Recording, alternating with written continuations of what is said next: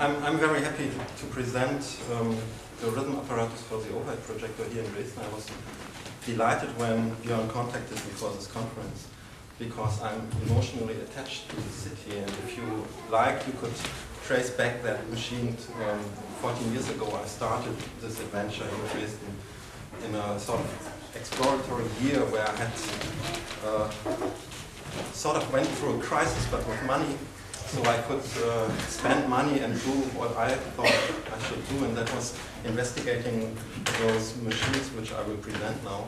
And I've been sort of fascinated by these machines over these 14 years, and in parallel then started to do basic research in this lab for, it's not called in English, they don't say neuroinformatics anymore, because that's sort of, it's the wrong term, it's more about computational neuroscience. So I've been working in this interdisciplinary field. That is my background, and I've, since 14 years, also moved into the arts with this, mostly teaching workshops. So much to say about my person. And what I will present now is actually is a device that I consider as a philosophical toy.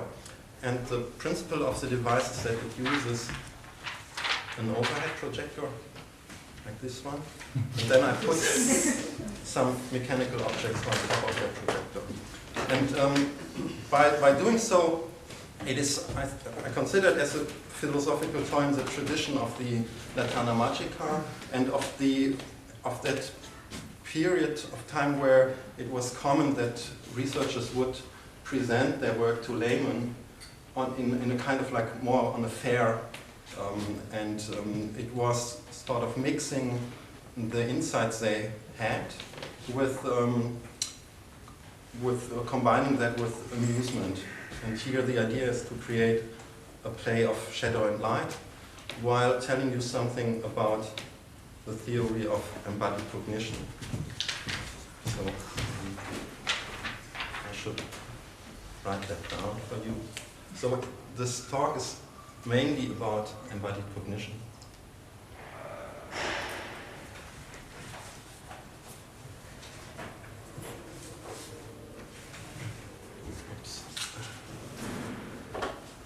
Or embodiment is another term.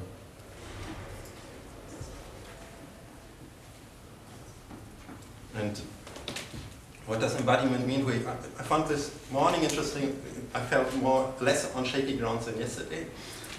So this morning I was like, oh, how is this going to fit into the conference? But the morning's talks we heard are much more in this direction, I think. And embodiment is, so, I mean, it's true that many in the natural sciences are sort of, they don't know about their history. So in a way that can be traced back as well to cybernetics, dynamical systems thinking, systems theory. And embodiment as a concept in the cognitive science was really introduced, a paradigmatic shift was introduced about in the 80s. And till then, in the cognitive science, there was what you could call like a cerebral chauvinism. So people who wanted to explain intelligent behavior, they would mostly look at the brain and search for all explanations of behaving animals or humans, look for the intelligence always in the brain. And that concept was questioned by some people who were informed about system theory, but who also were practitioners. So one example that illustrates well this paradigmatic shift and the kind of insights that you can gain from it was the work from Esther Theon.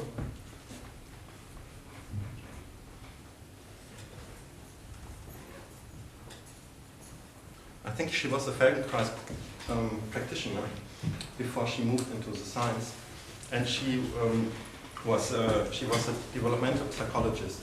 So in her research, what she was interested in is if there, or one of her claims was to understand cognition, you have to look on how it develops. so that's why she became a developmental psychologist. So she looked at she took up the concept that had been developed by Piaget, French-Swiss, what was he by training? I think psychologist as well, who had sort of come up with this idea that you have to, in order to understand cognition, you have to look on how it evolves. And so she worked mainly with babies, and one aspect she focused on, among others, was how babies learn to walk. And that is for sure an action that requires degrees of intelligence. So it's interesting to look at that. And when there is this interesting, there was a little baby around here. There is this interesting, so we could have some first-hand people who can witness this. There is an interesting experiment you can do. It's actually a standard test when doctors do with a newborn. Is the so-called stepping reflex. And stepping reflex is a sort of involuntary. Well, who knows what is voluntary and involuntary for a newborn? But when directly after birth or the first day, you can do this when you hold a baby above a contact surface. It will elicit a movement pattern, right? And that is usually, it's even a test, so doctors check if everything's okay with the baby. If it does this movement thing, then that's great. And so that's sort of figured here, how you do this test.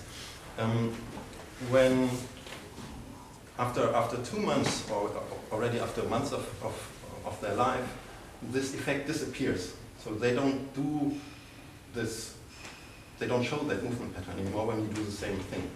And the standard explanation that did hold for almost 40 years, from 43 to 83, was that what was going on was a brain maturation process. So, of course, when the baby is newborn, the brain is also developing, and the hypothesis was that there were like a lot of inhibitory connections growing that would inhibit this walking pattern.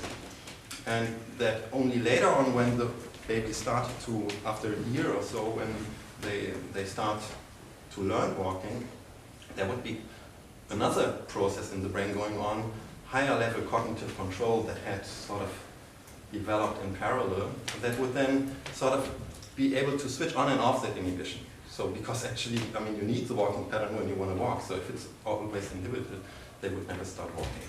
So that was the explanation, and there were like some mysteries around that. So who and why is which switch turned on or off?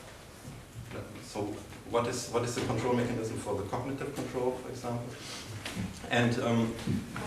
And also, as Ethel was mainly an experimentalist, so she was, I think you mentioned this disconnection from systems theory, so that they don't look anymore at stuff. I mean, what was great about her work was really that she was mainly driven by her experiments. And what she had observed already was that when babies are lying on their back, they do like kicking movements, which is actually mostly similar to this walking pattern.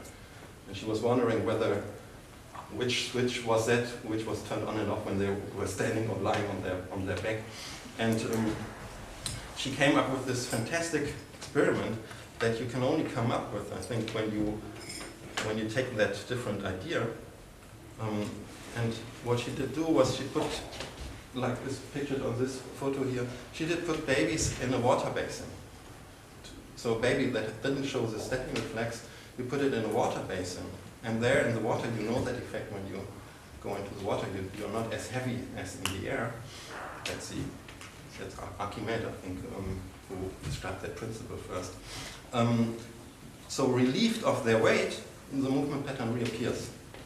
So what is actually going on is that it only disappears because babies grow in the first 2 months, they almost double their weight.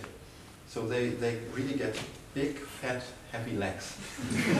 And they don't build up the muscles yet. So no wonder that they don't show that reflex anymore. And it's still important that this process of it's important that this reflex disappears, because if you're totally reflex driven, you would also not be able to learn to walk. So it makes, this whole thing makes somewhat sense, and it's all driven by the development of the body, the physics we live in, so the gravitational force that's acting upon the babies, and these things. So the idea, to sketch that once, the idea of embodiment is really that intelligence results from the real-time interaction, so on multiple time scales of a nervous system,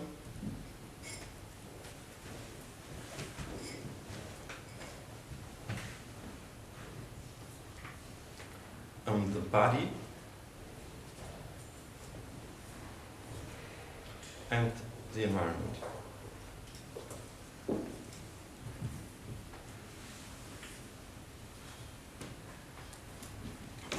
And what is really important is these interactions in between. So how the nervous system is interacting with the body, and how it is interacting with the world through the body. And you can also draw a connection from here then, because it's mediated through the body. And and what I want to present today is now a device that makes sort of these abstract ideas in a way tangible. So it's not a model, or you could also see it as a model, but it's not. I don't claim that it is concretely modeling an organism or something like that, but it shows, from my perspective, some important properties that you would also find in an organism. And it sort of helps me, at least, and I hope I convince you, thinking about myself and how organisms organize their behavior, what makes them sort of being intelligent or behave after all. And so the three core concepts I want to talk about, there are more, but those three I think can be well demonstrated with this device. The first, as we heard that already, is emergence. The second is that I'm an engineer by training, so when you build up a system, you often take a modular approach. So I even build like little modules here. Right? These are modules. But when you think about explaining an organism, I think it doesn't make sense to claim that there are functional modules. So it's maybe a very strong claim, but it's open for debate.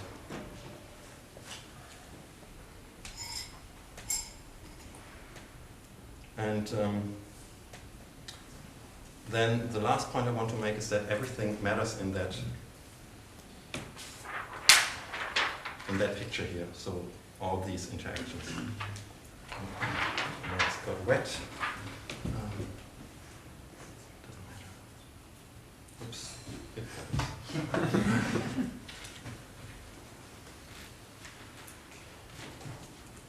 So I add the modules again. So everything matters.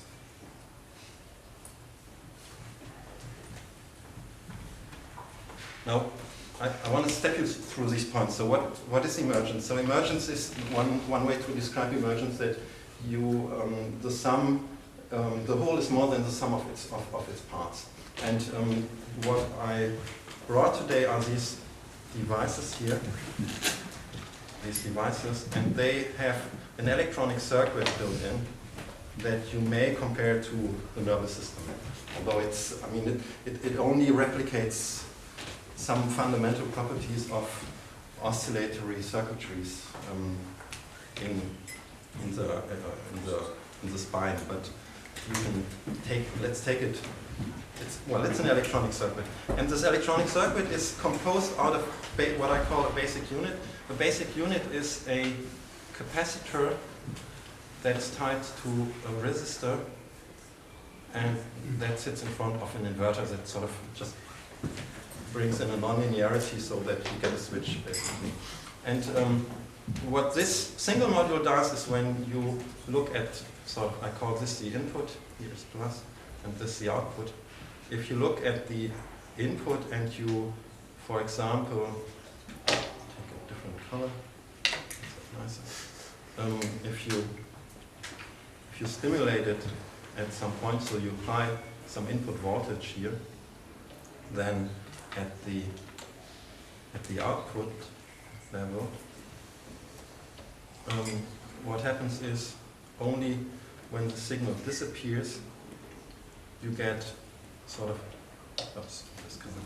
you get a peak here. And the duration of that peak, how long that peak is, that only depends on the choice of the physical parameters of these capacitors and resistor. And it doesn't matter how long the peak was, how long it was before. Nothing happens when it goes on again, so there's no signal. I should cross it. It goes on here, nothing happens here, but if it goes off, then I have again a peak. And that's what this thing does, so basically not much, right? The interesting thing happens when you create networks of these units.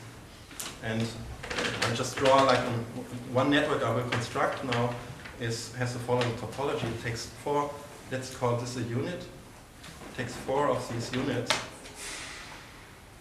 and it connects them in a directed loop. So you tie the output of one to the input of the next.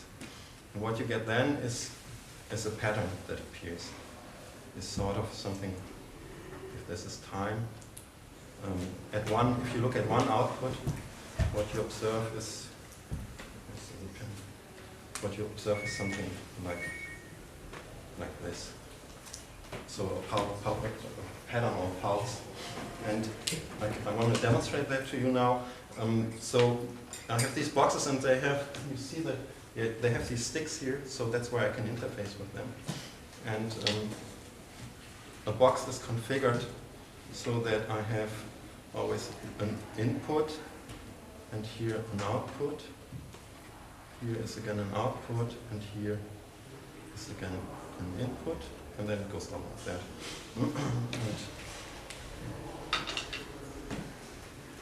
Now what I can do, I can sort of, I create that topology here. So I connect one, let's say this output, connect to this input. And then I can go on and connect this output to this input here. And I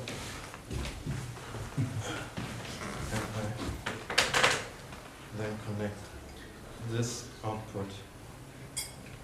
Okay. Connect this output to this input. And then I can close this loop now.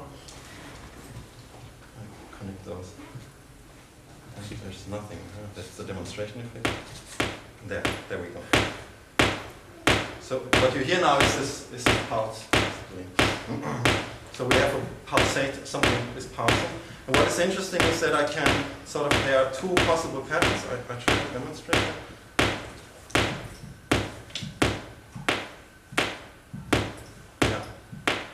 Something changed here, right? There's a different pattern. Now, this is sort of, now, this shows, basically, this is the concept of emergence. So a single unit does not encode a rhythm or pulsating thing, but when I connect them together, we get a new quality. And that is audible, right? So we can hear there is a structure. So you can hear that. And I can modify the parameters online. So I can make the pulse shorter. Now, the next thing is this story about the no functional module. So, you know, an engineer would say, okay, so what's now we have like, that's the module, the controller, the electronic controller that generates a driving pattern. Now, when I give this whole thing a body,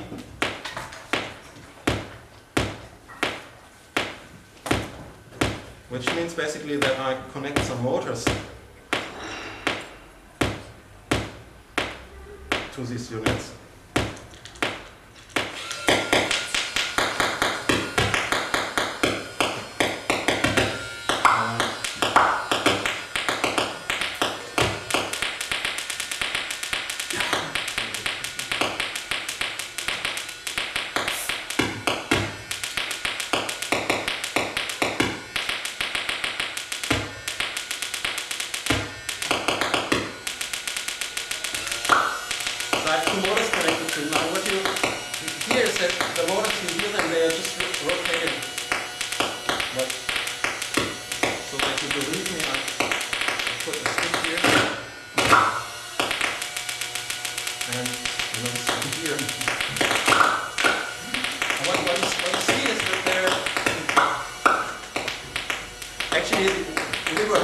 generating a pattern, right? So the electronic circuit was generating a pattern. Still, I attached the motors. So someone trained in engineering, as I am, would now say, well, it's broken, but that doesn't work. That's not meaningful what's going on here. But what is interesting is that when I actually interact with these motors,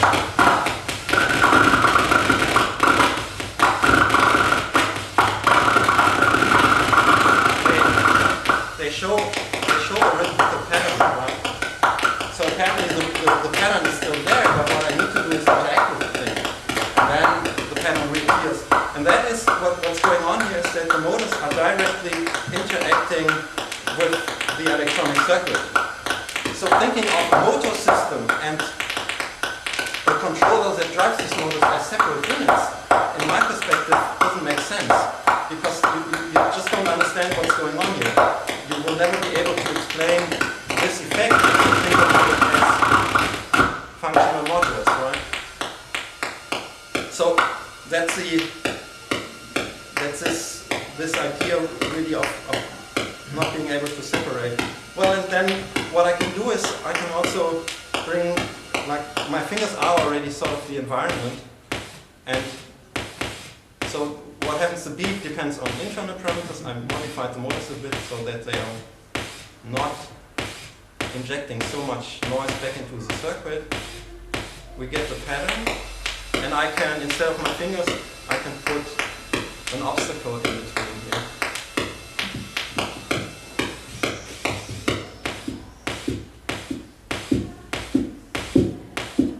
And now the whole thing, of course, goes into something different. It's now becoming a play of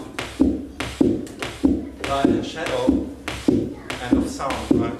And now I can, you see how, so the environment matters. When I put just one obstacle there, we get a very stable pattern that has still, I mean, what's also important is that this process is fully autonomous now. I'm not doing anything on that. It's just all variations come from, I don't know exactly where the motor friction, etc. And I can start playing with that now.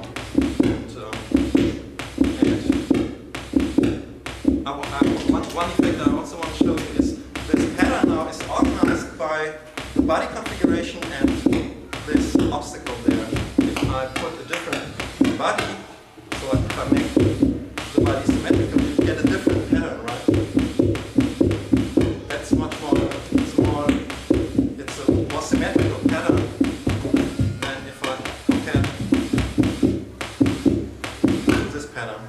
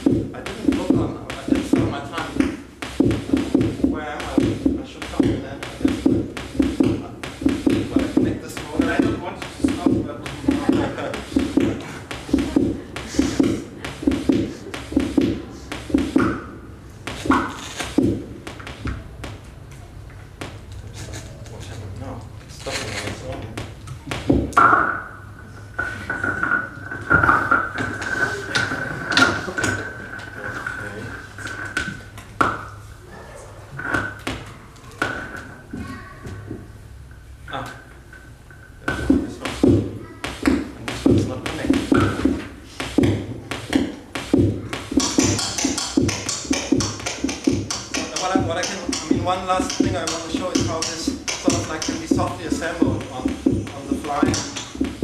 This is sort of like now an independent thing going on, but I can easily like synchronize these different pattern generators.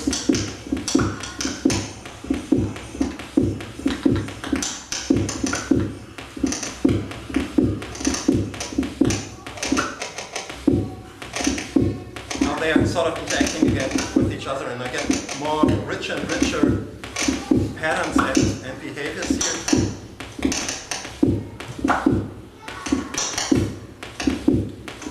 And yeah, well, basically, I guess now it can go on itself.